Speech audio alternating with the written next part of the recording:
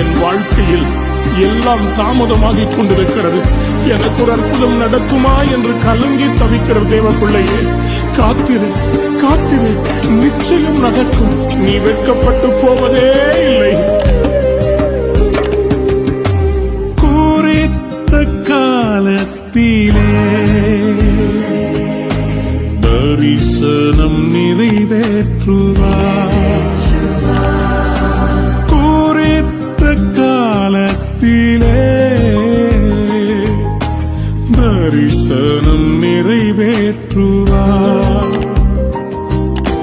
பொய் சொல்லாது நிச்சயம் வரும், தாமதித்தாலும் அதற்காய் காத்திருப்பேன். பொய் சொல்லாது நிச்சயம் வரும்,